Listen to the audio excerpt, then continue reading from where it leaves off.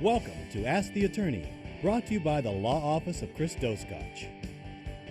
Good evening to you. I'm Eric Green. If you have ever thought that perhaps you had a legitimate personal injury case, maybe even not such a legitimate case, tonight's Ask the Attorney is for you. We're going to go over various scenarios of what personal injury entails, and of course we're going to be taking your questions, so please give us a call at 698-3742. That is 698-3742. It is your program, so give us a call. Our guest tonight, Peoria attorney Chris Doscotch. Personal injury is his expertise, as well as workers' comp. We just did a couple of programs about that, and it is great to have you back this evening. Well, thank you, Eric. It's great to be back again. Personal injury case, probably a pretty easy definition for that. Fairly easy. When you're talking about whether you have a case or not, or legitimate case, there's two main factors you have to have. The first factor is somebody has to have done something where they were wrong. There's fault. The second thing you have to have is damages. Generally, those damages are things such as wage loss, medical bills. Then you have other things that are less tangible, such as pain and suffering, inability to do the things you like to do in life. We call that loss of normal life in the legal world. If you're in a jury, that's what you're going to hear.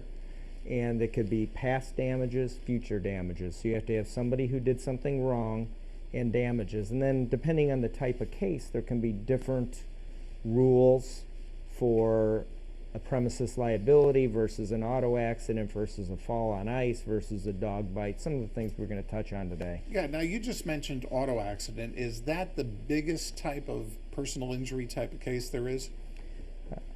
In my experience, the most injuries is through workers' compensation.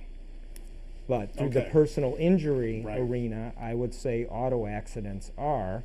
I mean, it's the old adage, you're safer in an airplane than you are in a vehicle. Just think of how many cars are out there.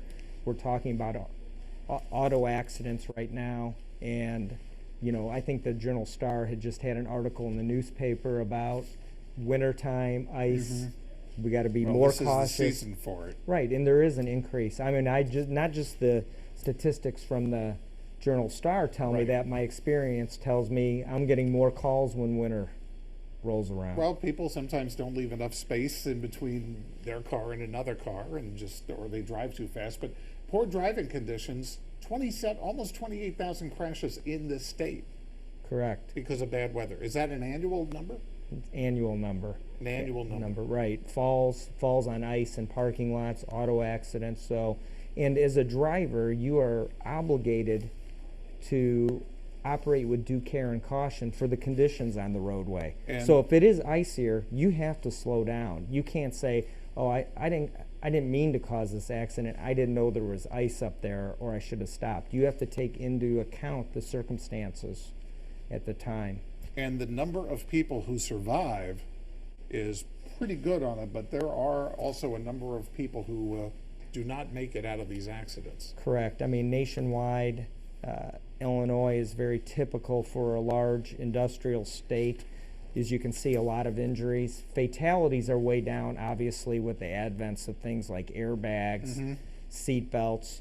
One of the concerns and one of the things I talk about, distracted driving, I think is starting to put an uptick on the number of fatalities and serious injuries, and I think that's an issue too. If a driver in an accident is not cited by the police, let's say that driver is not injured but the other party is, does that party have a legit personal injury claim even though the other person hasn't been ticketed?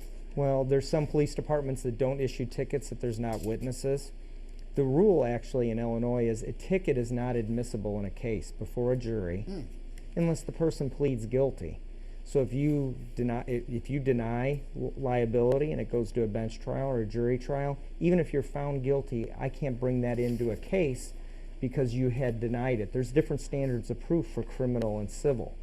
Now, a ticket can be used as evidence to support negligence if they plead guilty, because then it's considered an admission. But you don't have to have a ticket to prove negligence. It's a factor, but not dispositive. It's an amazing statistic that Illinois has with dog bites. Second in the nation in the number of dog bites that happen in the country are in Illinois. Right. behind California, we believe. What are some of the numbers and what are the liabilities? Okay, so when I look at dog bite cases, and I was shocked by the numbers too, because I couldn't believe, I think it was 4.5 million dog bites per year. Illinois was second among the states. And I can just tell you from a personal standpoint, absent a catastrophic injury, a death, it's one of the toughest things to deal with as a lawyer is when especially you see a child come in that's been mauled or bit by a dog. There's a special statutes in Illinois for strict liability for a dog owner as long as the person's where they're at lawfully, not provoking the dog. There's no one bite rule. The owner didn't need to know. And then the owner's liable for what their dog does. It's called strict liability. It's almost like you don't have to prove negligence. It's a presumption of liability, and that's probably a good thing. Now, Terry has a question, and the question is, what type of insurance covers dog bites? Okay. All right. Now, there's two types. Okay. Homeowners and renters. Either one. And unfortunately, one of the most common injuries I see without insurance, dog bites. Because a lot of people own dogs, they don't carry renter's insurance, they're renting an apartment or a home, and then there's no coverage. It's very difficult to collect from It's someone. probably a lot of people don't even think about putting their dog in the insurance plan. Well, it is automatically. It is. Yes, generally it's going to be included unless there's some type of exclusion in the policy. So generally, any homeowner's policy, so if someone has a mortgage and they own a home, they have to have homeowner's insurance. Your dog bite's covered by that. But a lot of people don't have renter's insurance for their possessions inside the dwelling. And that also covers it as well. And that's one of the first things I have to look for in a case is not only do we have a dog bite, but are we going to have insurance coverage for it? Okay, let us go to another question here. This is from Mary. Now, Mary says she tripped over raised cement at a gas station, maybe an island. She was told by the insurance company she was not covered because it was not a defect. Okay. Does she have a case or not? Okay, that's premises liability. What we were talking about earlier, a lot of people are under the perception that if you fall on someone's property, they're automatically responsible. That's not the case. You have to show that they're negligent and that there's some type of defect.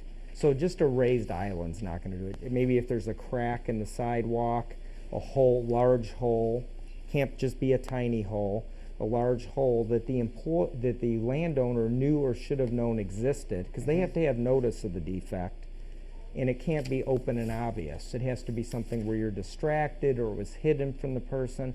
So they're very complex. In fact, I think they're the hardest type of injury case to prevail on for those reasons. Obviously, if they create the defect or the problem, they spill water on their premises, then they're liable. But if it's just a condition of the property, there's a lot of special rules for that. Okay, Kathleen has a question, and it may deal with either personal injury, it might be workers' comp. She fell at work, has nerve damage. They say it can't be fixed. Does she have a claim? Now, this did happen at work. Okay, and then, we had talked before Right. about the immunities and workers' compensation. So if you're at work and your employer owns the premises, you're not going to have a personal injury case. So then you're in the fall category of workers' compensation cases, which there's many different categories for them. But if the fall is caused by some type of defect or water on the floor, or you're hurrying to some place, and there's some employment-connected reason for the fall or defect, it is compensable. If you have permanent injury or nerve damage from it, then it is definitely a case for which you can recover. But it would be under workers' compensation. All right, one more question before we take a break. This is from John. He rents his place. There's a leaky roof and it got mold. He got sick, missed work. Does he have a viable claim, or does that not really go into personal injury? That goes into something else? Well, we know how serious mold cases can be for people and breathing conditions, and it's a serious problem. And unfortunately, a lot of people who rent property don't have a lot of power in relation to a landlord or owner of the premises. And And so a lot of it first comes down to the contract. Is it, an oral contract for rental, or is there a written lease agreement that might spell out the terms of who's responsible for a roof leak? Then the next question is, has the landowner, if they are responsible for it, have they been told of the problem and given the opportunity beforehand to fix it? And then if they haven't done that and it's not barred by the contract, you could actually have a case if your doctor then says that your breathing condition, if you have asthma-induced condition from mold, and they say it's related to that exposure, then you would have a case potentially. So injury does not have to necessarily be a broken bone or a sprain or anything like that. It can be something It could be that's mental, it could be physical, it could involve any system of the body. All right, very interesting. We're going to be back with Chris Doscotch in a moment, talk more about personal injury, and also we're going to get seasonal. We're going to talk about ice and snow and problems on the sidewalk and things like that. We'll be back with Ask the Attorney in just a moment.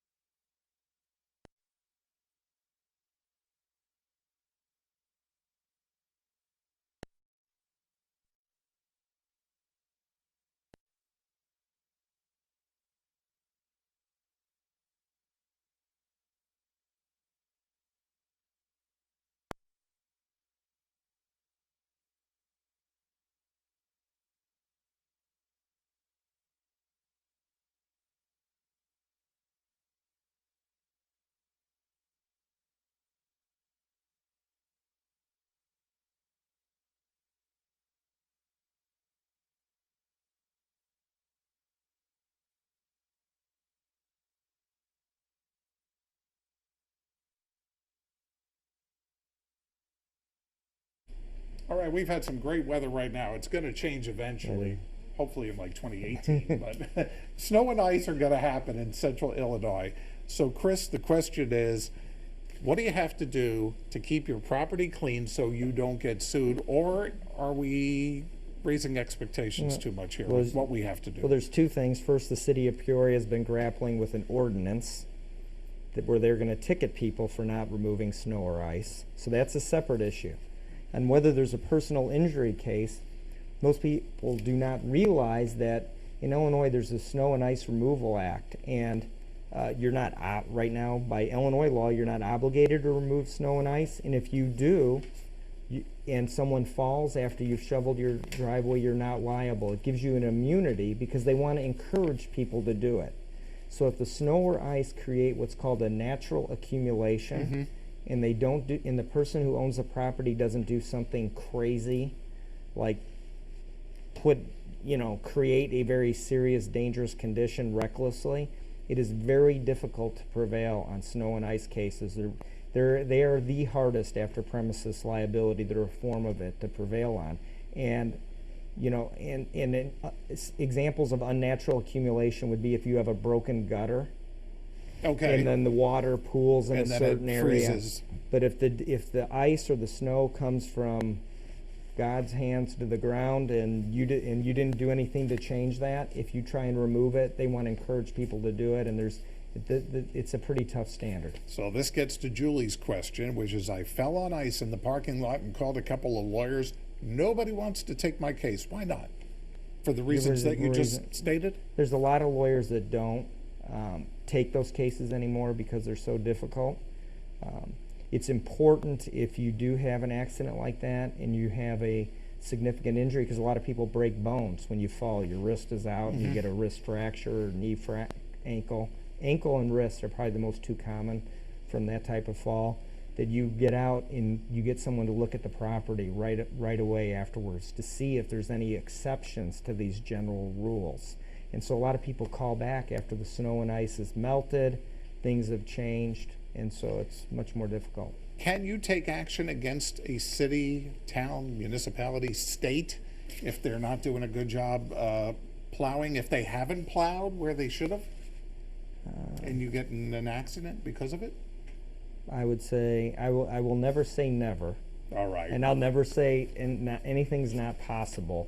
But cities, the state, they get special immunities because we want them to take care of the roads they cannot be under the fear of cases. Mm-hmm. So it's very difficult to sue a municipality, any governmental agency under those circumstances. Okay, a lot of questions here. Michelle had a medical situation not handled in a timely manner, now has permanent damage. Does she have a claim, or would she be penalized for waiting?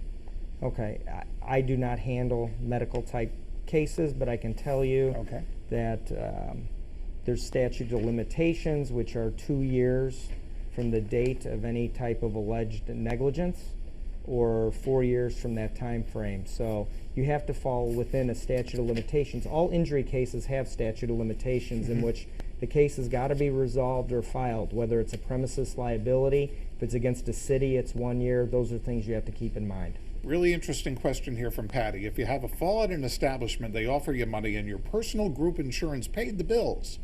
Now they want to be paid back. Do I have to pay them back? Excellent reason to hire a lawyer first, because you have to. You don't want to settle your case and then get a letter from Blue Cross Blue Shield, Humana Health Alliance Right. later saying we want our money back. Secondly, if I'm collecting the money back for them and then creating this fund for them, then we can get that amount reduced. You always want your group, because in the first show we talked about fault, and Illinois is a Right. fault state. Providers don't have to wait for their money. You want your group to pay. They're going to get a discounted rate, so you're paying back less than paying the full bill. But you do have to take you don't know that, but when you sign up for health insurance, you agree to pay them back if you collect from someone else. All right, Harold fell at work in April while getting into a truck. His separated shoulder, has an attorney, not happy with the attorney. Can he change attorneys? You can always change attorneys. You're the client. We work for the client. You know, a lot of lawyers don't like to take cases from other lawyers for multitudes of reasons. But if you aren't happy with your lawyer, you are free to go get another consultation and see if you have someone else who's a better fit. All right. Deb, getting back to snow and ice. If you have snow and ice on your property and have a mail person or a paper person, what is your liability to them? As long as, again, you don't create, you have a gutter creating a Right. hidden stream of But if ice it's that just your freezes. normal accumulation, you've shoveled, you've salted a little bit. I mean, personally, I like to get out and shovel so the snow person doesn't I'll have give to you my trudge address after the show. to do that, but I do that for them knowing that I cannot be sued by trying to help them. All right. Joy had a knee replaced 3 years ago, got C. diff at the hospital, was on steroids, now is cataract, still dealing with this. Is it too late to pursue the hospital? And again, you don't do medical, but So again, 2 years from the date of the negligence, 4 years from when a reasonable person would have known. So again, statute of limitations, I'd recommend that you talk to someone as quickly as possible. okay. Now Bob wants to know on snow and ice what happens if you don't shovel your sidewalk. Nothing. Is there nothing? Nothing. Now, like I said, Don't some communities fine you if you don't do that Yeah, that's what sidewalk between the Peoria lawn and- and the tree lawn? and I'd like to say I know, and with the power of Google, I was trying to find out what it was here. Yeah. And I think the city is still grappling with how much do you find, who's responsible, is it businesses, landowners, do we want to spend money policing this? But what they're trying to encourage people to do is to do this. So in many municipalities, there are fines and tickets that you can get for not doing that. All right, we're going to take a break right now. When we come back, a little different situation. We're going to talk about something very near and dear to your heart and to the communities as well. We'll continue in just a moment.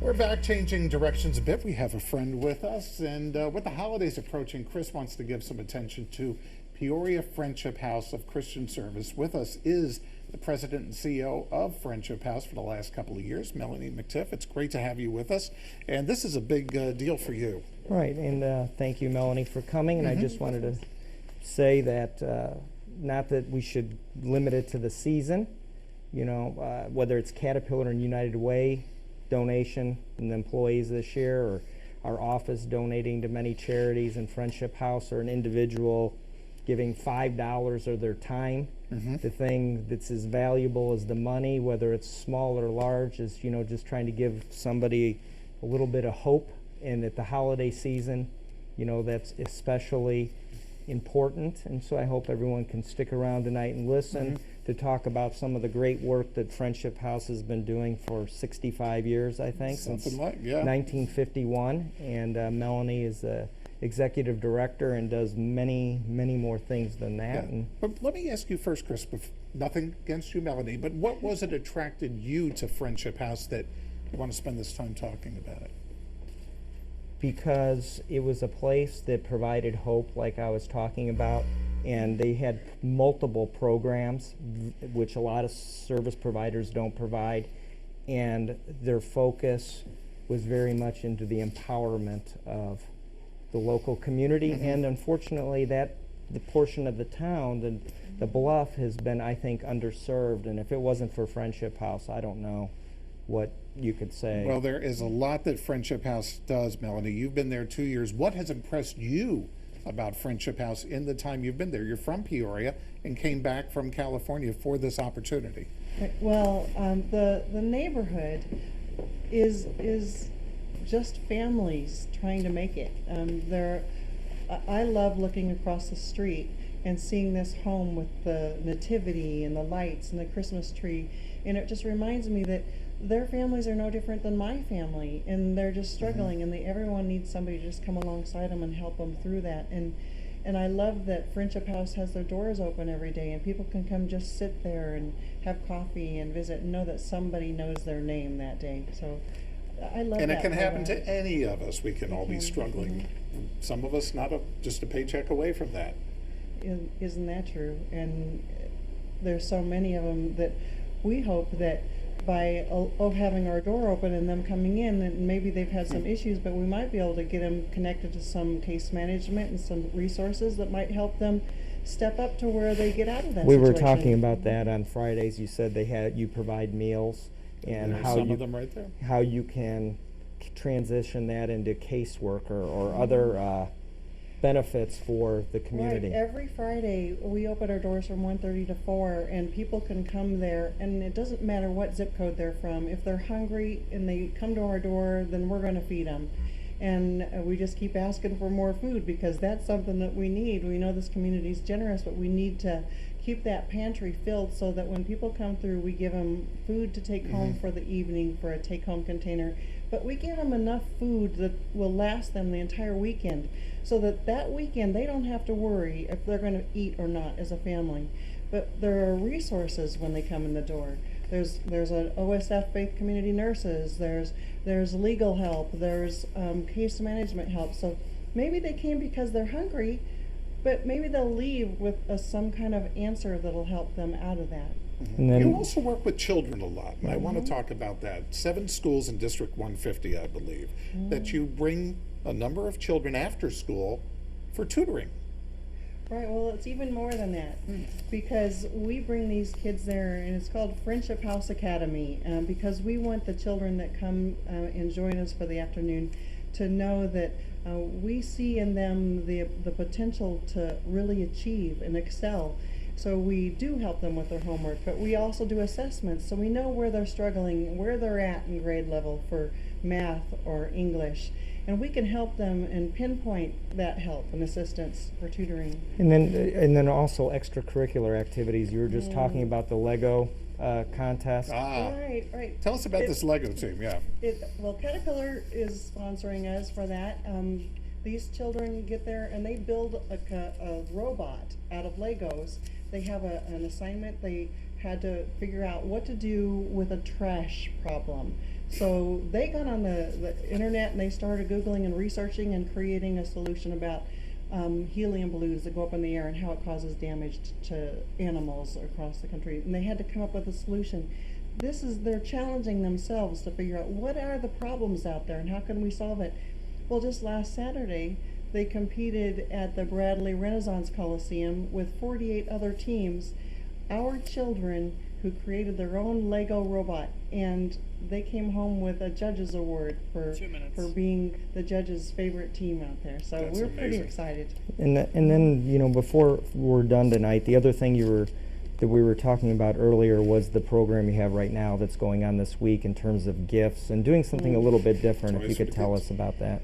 We like to help the families in the area have a sense of dignity, and we respect them as parents and families. And so we're giving them the gift of giving. So they'll come to our door tonight and tomorrow morning and Wednesday afternoon from 61603 zip code and shop for themselves for their children. Now these are all brand new toys that have been donated by generous people in the community. They'll come in and nothing in the room, it's a whole gymnasium of toys, nothing is more expensive than $5. And they walk out knowing that the gift that they just purchased and wrapped is going to be from them for their children. And they can drop the toys off where?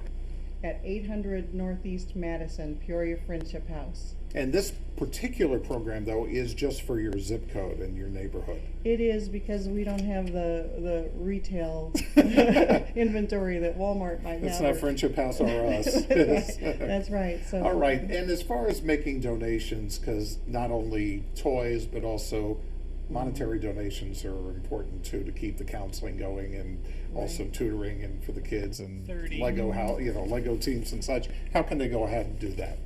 Well, they can go to our website, PeoriaFriendshipHouse.org. and make a donation online, or they can come by and meet us and have a tour, or send it in the mail. All right, Melanie and Thank you. Tiff, thank you so much for coming on and talking about Friendship House. Chris, Thank happy you. holidays to you. Yeah, Thank you Merry for talking Christmas. to us. Merry And Christmas. thank you for coming. watching. Until then, have a wonderful holiday season. I'm Eric Green. Have a good evening. It's been a pleasure.